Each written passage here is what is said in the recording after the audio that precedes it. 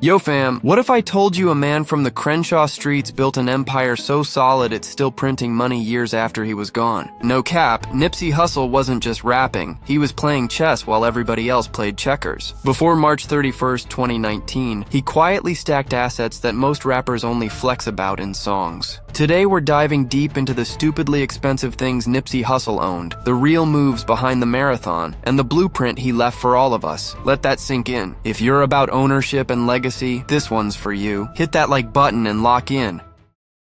Yo, what's good, family? Welcome back to the channel. If you're new here, we keep it real about hip-hop history, the culture, and the moves that actually matter. Before we jump in, real talk. Most people saw Nipsey as the rapper with the braids and the victory lap. They missed the businessman, the visionary from South LA who turned independence into a whole empire. Ermias Joseph Asghedom wasn't chasing handouts. He was building something that could outlive him, and what he owned? Straight proof of that vision. On March 31st, 2019, the streets lost Nipsey Hussle way too soon. But before that day, he had been stacking in silence. We're not just talking chains and cars. We're talking real estate he bought back for the hood, his own masters, a clothing brand that became a movement, and businesses that kept generating long after he was gone. His estate was valued around $4.1 million at final appraisal. But with trademarks, ongoing royalties, and brand power, the real impact hit way bigger. Over $11 million in assets passed to his kids. That ain't luck, fam. That's strategy. Nipsey Hussle was the voice of Crenshaw. Born August 15, 1985 in LA, he grew up in the Rollin 60s neighborhood. He saw the struggle up close, gang life, survival mode, but he flipped that into fuel. By the mid-2000s, he was dropping mixtapes and studying the game like a CEO. He read books on wealth, studied Jay-Z and Reginald Lewis,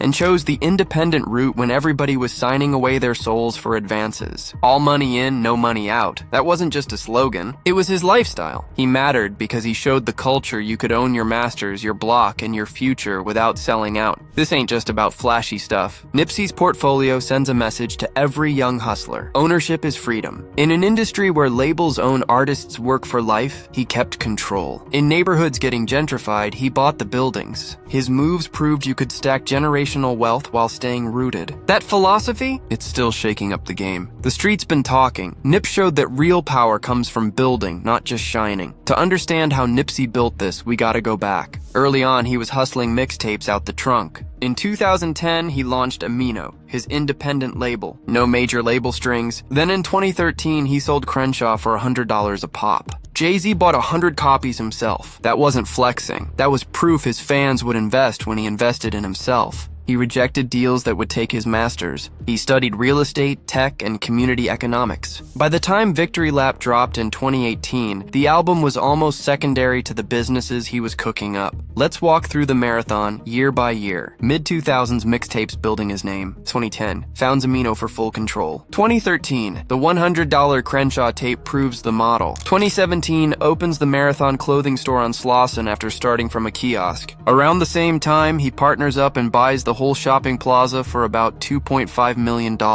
That move, historic. He went from tenant to owner of the block. 2018 drops Victory Lap, opens Vector 90 co-working space right in the hood to bring tech and opportunity to Crenshaw kids. Early 2019 signs that Puma deal, teasing more collabs. Everything was accelerating. Then everything changed on March 31st. But the foundation he laid? Unbreakable. Now peep this, the music masters. Because he stayed independent, Nipsey owned nearly his entire catalog. Probate put the music assets high, with Amino valued around $2 million in some appraisals, including the infrastructure. Streams exploded after his passing. Every spin, every license, and that money flows straight to the family. No label cutting checks. That's rare in hip-hop. The Slauson Avenue Plaza, he and partner David Gross bought it for roughly $2.5 million.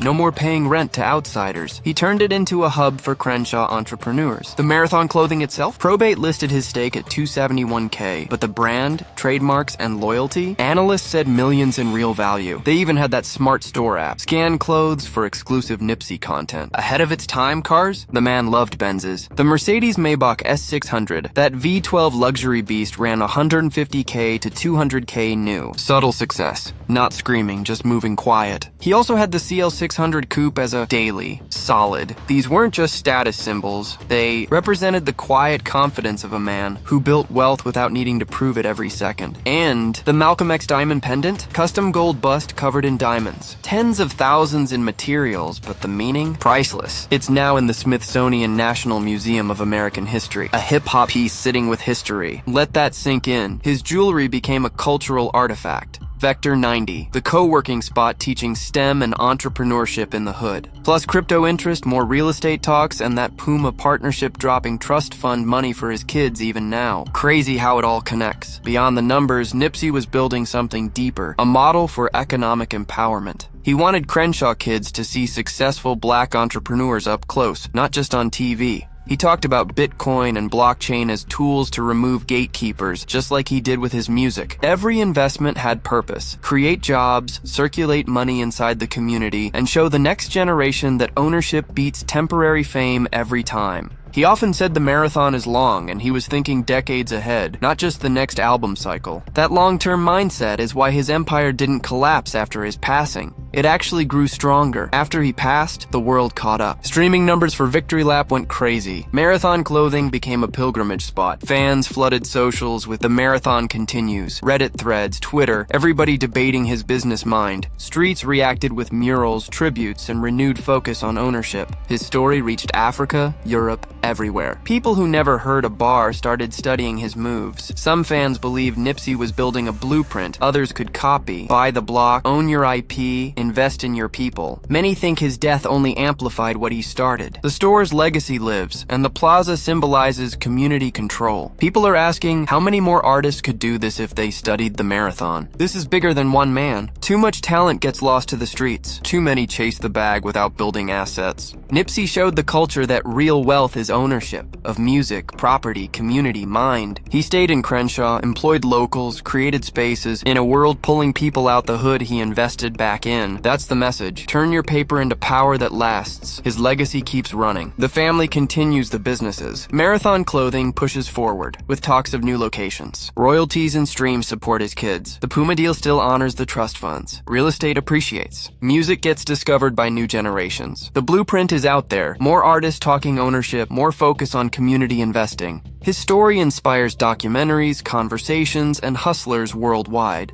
The marathon don't stop. Nipsey Hussle turned Crenshaw dreams into a self-sustaining empire. Music masters worth millions in motion. The Slauson Plaza, marathon brand, luxury rides, cultural pieces in museums, and a philosophy that outlives any balance sheet. The most expensive thing he owned wasn't on any list. It was that unbreakable belief in ownership. Straight up, what do y'all think about how Nipsey built it? Was his independent grind the real blueprint for the culture? Drop your thoughts in the comments. I read everyone. If this opened your eyes to stacking different, share it with somebody who needs the motivation. New here? Subscribe, turn on notifications. We got more stories on the legends, the moves, and the culture coming. Stay locked in, stay building. The marathon continues. Peace.